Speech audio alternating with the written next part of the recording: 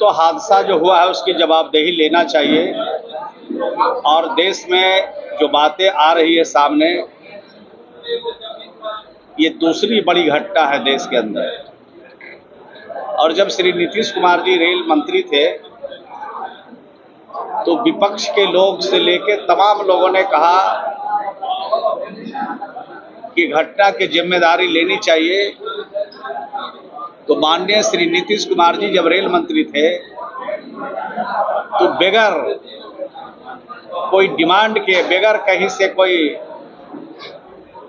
आग्रह के, उन्होंने रेल मंत्री पद से त्याग कर दिया था। ऐसे मामले में जो भारत सरकार में बैठे लोग हैं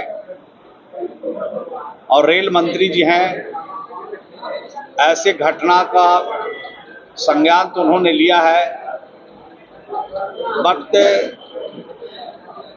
उनको जवाबदेही ले लेना चाहिए और पद से त्याग पत्र देना चाहिए, मुझे ऐसा लगता है।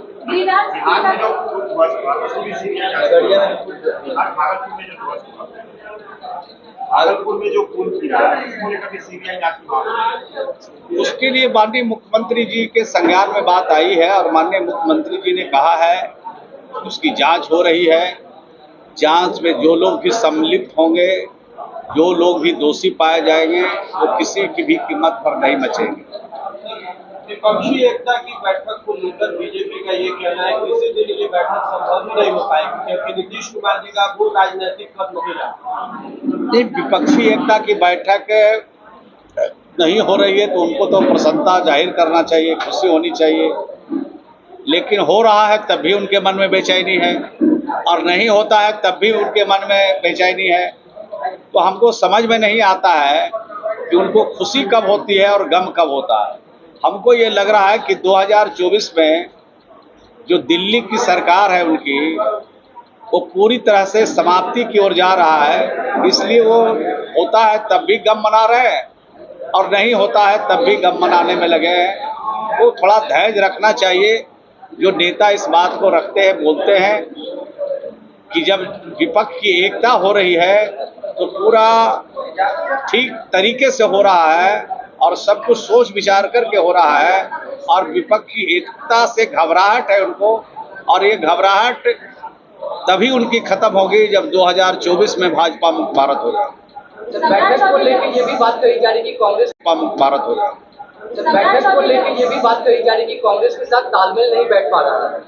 वो तो हम लोग का काम है, उनका किसके किसके साथ तालमेल होता है वो अपना समझेंगे। उनका जिसके जिसके साथ तालमेल हो रहा हुआ है आज तक, सब लोग उनके हाथ से निकल गए। अब उनकी चिंता इस बात की है, और हम लोग का जो तालमेल होना है, गठबंधन होना है, सब पूरी तरह से तैयारी करके किया जा रहा है, और इसका फलाफल जल्द उनको भी देखने को मिल जाएगा।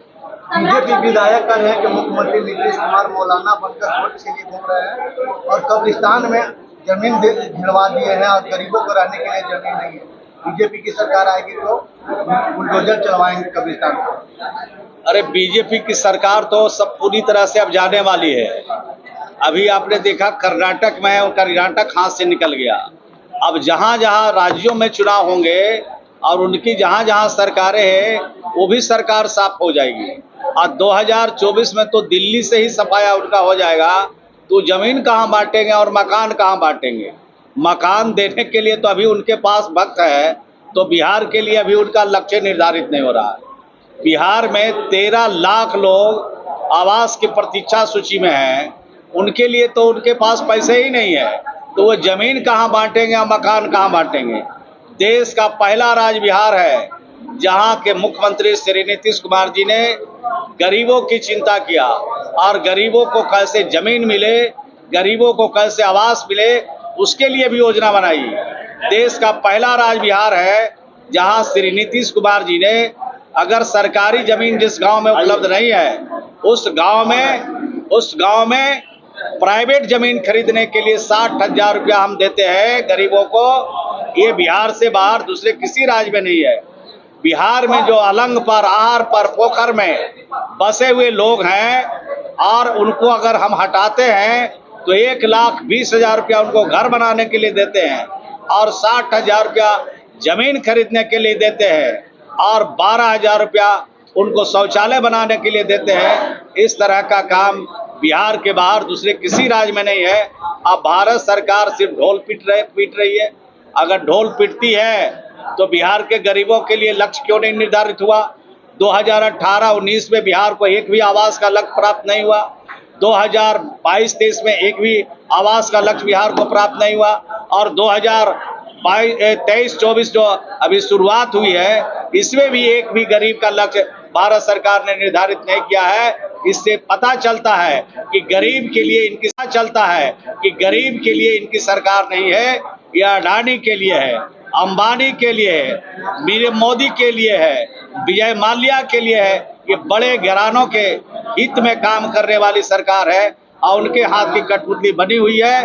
देश के गरीब लोग समझ चुके हैं 2024 में भाजपा को पूरी तरह से देश के गरीब लोग सब लोग मिलकर के, चाहे सिख हो, ईसाई हो, हिंदू हो, मुसलमान हो, सब लोगों ने मिलकर इसका सफाया करने का निर्णय लिया है, संकल्प लिया है। यह संकल्प 2024 में पूरा होगा। सम्राट चौधरी का एक बयान आया कि नीतीश कुमार का मेमोरी फेल कर गया और नीतीश कुमार खुद एक इंजीनियर है, फिर उनके राज्य में इस तरह का घटना कैसे सामने आता है? उनका मेमोरी तो पूरा काम कर रहा है, तो कर्नाटक में अपना मेमोरी का इस्तेमाल करना चाहिए। वो तो बिल्कुल फेल होने वाले हैं। वो तो ऐसे नेता के रूप में स्थापित किए जा रहे हैं जिनकी कोई सोच नहीं है, जिनकी कोई विजन नहीं है और जिनसे बिहार के लोग खुश नहीं है। मर्यादा में रहना चाहिए हर व्यक्ति को। मैं कहाँ हूँ और वो कहाँ है, आप कहाँ हैं, सबकी अलग अलग मर्यादा है। मर्यादा का पालन करना चाहिए। मैं यही उनसे कहूँगा कि आपको मौका मिला है तो आप इस मौके पर अनाप शनाप अनर्गल बात और अनर्गल बयानबाजी नहीं करें। तथ्य और तथ्य से भरी हुई चीज़ों को सामने रखें तो हमें भी अच्छा लगेगा और बिहार की जनता और देश की जनता को भी अच्छा लगेगा। रेलवे दुर्घटना पे क्या कहना चाहेंगे? कह दिया, अभी तो बोले।